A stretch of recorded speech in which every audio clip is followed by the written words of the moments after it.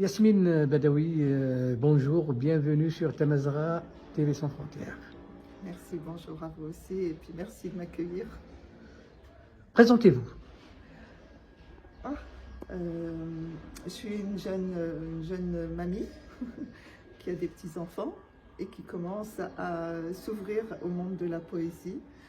J'ai exercé, je suis retraitée, j'ai été médecin et maintenant je m'ouvre au monde de la poésie et du dessin. Comment ça se fait, de la médecine à la poésie? Ah, En principe, c'est deux mondes différents. du tout. Je vais vous expliquer pourquoi. Parce qu'en médecine, vous avez un côté psychiatrique, vous avez un côté psychologique et vous avez un côté somatique. Somatique, c'est tout ce qui est organe. Souvent, le somatique fait sortir ce que vous avez eu et ce que vous avez en psychologique. Du coup, le psychologique, vous pouvez le ressortir par des mots. Et ces mots-là, c'est comme des médicaments. Vous les lisez ou vous les confiez. Quand vous les lisez d'un auteur qui vous a écrit quelque chose, vous le lisez, ça vous fait comme une thérapeutique de votre mental. Mais quand vous l'écrivez et que c'est moi qui l'écris, c'est peut-être aussi une thérapeutique. Je me confie sur tout ce qui a été mes passions, mes colères. Voilà. Dans votre ouvrage, vous parlez toujours elle. Ah, elle, c'est elle. C'est la femme, c'est moi, et puis c'est les femmes. On m'a fait le reproche, pas le reproche, mais on m'a posé la question, pourquoi je mets en opposition elle et lui et il? Je ne mets pas en opposition. Mon centre d'intérêt, c'est elle, c'est la femme. L'homme est là, il peut être là dans le sens où il est dominateur, ou il a un compagnon comme un homme paternel. J'ai des poésies là-dessus aussi. Mais l'homme, il n'est là que l'accompagnant de elle. C'est elle que je mets en valeur, c'est pas lui. Voilà. Est-ce que vous êtes en train d'extérioriser quelque chose qui est en vous, à l'intérieur de vous-même? Oui, alors là, je pars, elle, entre colère et passion. Je vais vous expliquer. Je suis arrivée ici en 65. Ma mère bretonne, mon père est kabyle. Et arrivée ici, ma mère a pris la religion musulmane, elle est devenue algérienne et elle est retraitée de l'enseignement algérien. Elle est décédée. Mais quand je suis arrivée, j'ai eu beaucoup d'espoir. Je pensais que je pourrais faire beaucoup de choses. Et il y a eu la décennie noire. J'ai dû partir, comme bien d'autres. Et c'est peut-être que cette chose-là, d'avoir dû partir alors que j'étais dans mon cabinet médical et tout, cette chose-là me bouleverse énormément. D'avoir laissé une vie pour en vivre une autre. Est-ce que l'autre est meilleur que la première ou les deux? C'est très difficile à dire, mais c'est une façon d'extérioriser cette ambivalence entre deux mondes, entre ce que j'aurais voulu être, ce que je n'ai pas pu être, et ce que je suis actuellement, et que j'aime beaucoup aussi. Donc c'est là-dessus que j'ai créé Elle, entre colère et passion. Ça veut dire que la femme doit s'imposer? Là, vous recentrez le débat sur la femme. Alors, elle ne doit pas s'imposer. Elle doit donner l'exemple sur ce qu'elle voudrait que ce soit.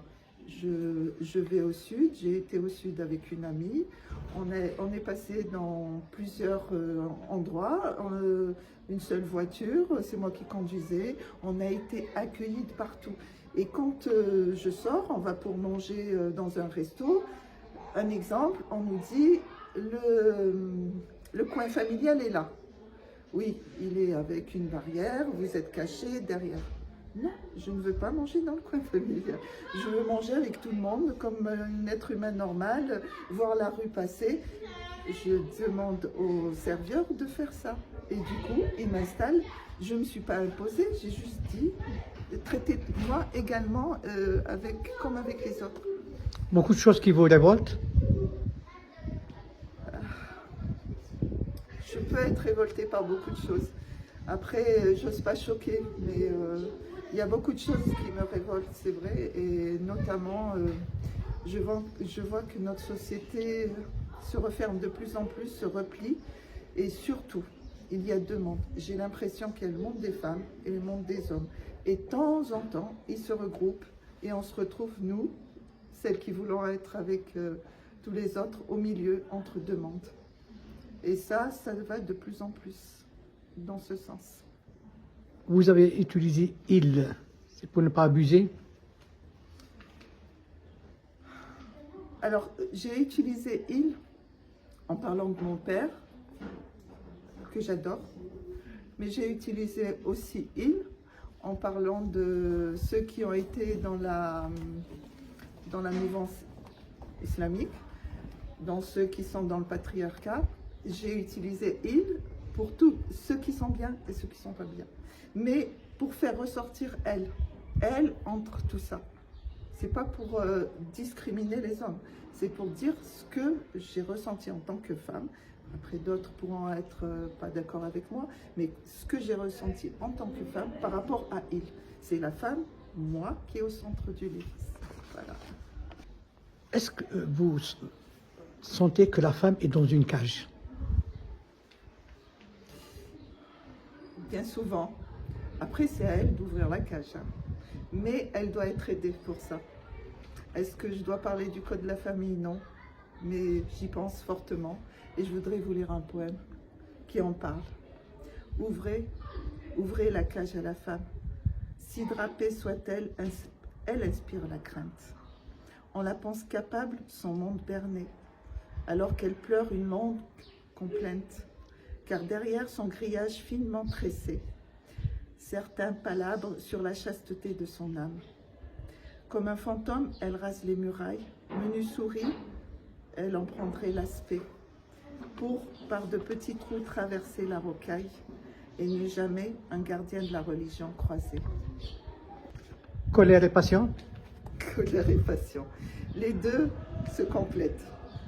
Vous avez des sentiments, des émotions, et quand vous êtes dans l'excès d'émotions, soit vous pouvez être en colère, et c'est le côté agressif de la chose, et soit vous pouvez être dans la passion, et c'est le côté tendresse de la chose. Donc, il y a les deux. Pour avoir un juste milieu entre les deux, c'est difficile, mais c'est bien de dire ses colères, c'est bien de dire ses passions pour essayer de se retrouver au centre. Un poème sur la femme qui vieillit. Je vais vous parler d'elle et ses rides. Elle se scrute, elle scrute son miroir, elle se voit et se remémore les combats gagnés. Elle compte ses rides, elle les trace de son doigt, les nomme une à une. Jeanne d'Arc, brûlée vive sur le bûcher, son corps a résisté. Dihya, combattante acharnée, les poings, elle les a serrés. Cléopâtre, stratège malheureuse, le poison dans son cœur a coulé. Fatma Soumer, résistante opiniâtre, la dame au bandeau et au henné. Ou encore celle-là, sa fière Amazone, au sein droit recouvert d'un bouclier. Pour finir, elle détourne les yeux. Une larme roule sur leur sillage. Elle a désormais 1000 ans. Qu'espérez-vous de vos lecteurs, surtout des femmes? J'espère qu'elles me lisent.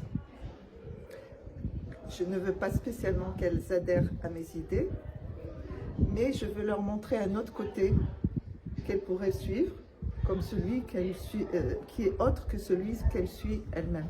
Et qu'elles se questionnent et qu'elles avancent et qu'elles comprennent qu'elles ne sont pas derrière il, ni devant il, elles sont à côté de il. Complémentaire. Merci.